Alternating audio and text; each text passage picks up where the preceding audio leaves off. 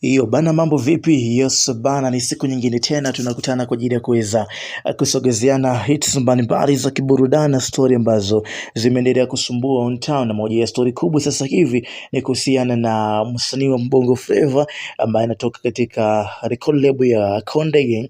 Ninamzungumzia Ibra TZ. Of course, hizi siku mbili amekuwa kwenye mtafaruku na sintofahamu baada ya kuposti kupitia IG yake akiomba msaada bana kuweza kusaidiwa bilioni 1 kwa ajili ya kuweza kutoka katika lebo hiyo ya Konde Gang, jambo ambalo limeweza kuwashtua wengi sana wadau wa muziki na wafuatiliaji wa game ya Bongo Flava kuweza kuona nini ambacho kinaendelea katika lebo ya Konde Gang, lakini pia nini ambacho kinaendelea katika lebo za Tanzania, kwa sababu kumekuwa kuna mfululizo wa wasanii kibao kuweza kutoka katika lebo hiyo na kuweza kufuatilia au kuendelea na maisha yao mengine nje ya lebo hiyo. Sasa nini ambacho kinapelekea lebo hiyo kuweza kuachana na wasanii wao kitanzania kibongo bongo? Ibra amejibu comment ya shabiki ambaye aliuliza au chanzo cha yeye kuweza kuondoka ya Konde Gang. So bana, kupitia hiyo post Ibra ameweza kujibu sababu za yeye kuweza kuondoka katika lebo ya Konde Gang, huku akidai kwamba Konde aliweza kufukuza bila sababu yoyote ile, na ndio maana achimbe naweza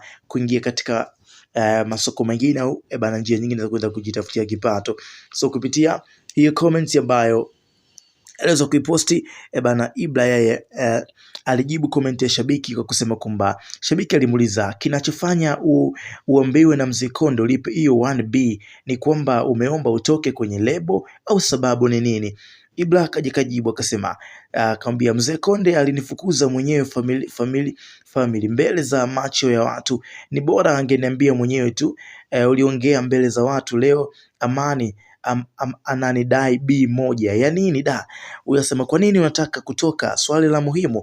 Asema Konde alinifukuza family, nijaribu pia kuongea na Chopa ambaye ni meneja wake na ni kama mlezi wa Konde Gang, ila alijibu kuwa sijamkosea chochote. Bana, so Ibra amejibu kuhusiana na hiki ambacho kinaendelea kwenye mitandao ya kijamii, kuhusiana na hiki ambacho kinaendelea kusumbua kuhusiana na yeye kuweza kutoka katika lebo ya Konde Gang. Bana, so endelea kufuatia Chris Media 24 kwa taarifa zinginezo kibao na zile zote ambazo zinakuwa zinahusiana na masuperstar kutoka Bongo.